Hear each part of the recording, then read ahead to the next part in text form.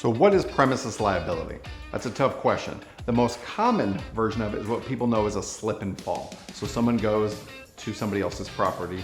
Typically, it would be a grocery store or something such as that, and they fall and get hurt.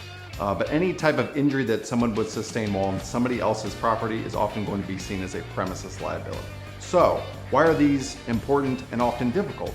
Well, what happens is someone falls and they get injured, but they stand up and they brush themselves off and they say, well, man, that was terrible. I hope that never happens again.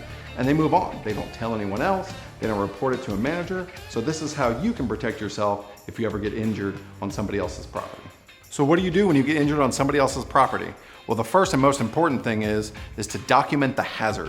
What made you fall? Was it some water on the floor? Was there an egg broken? Was there something about the way that the parking lot was built that made you fall? Make sure, if you can, to take a picture. If there's any witnesses, you want to stop them and get their information.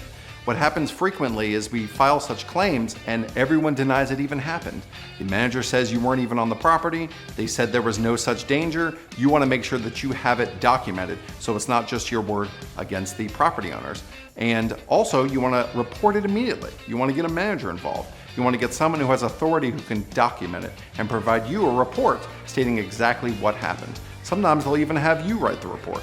That's fine. As long as there's a documentation that you've provided to the property owner, they can be put on notice that this happened and that they need to take steps to help you if it happens. And of course, on all injury cases, you want to seek care.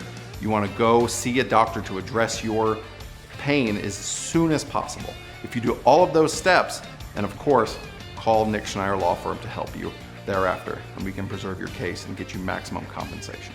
Injured and you need a fighter? Call Nick Schnyder.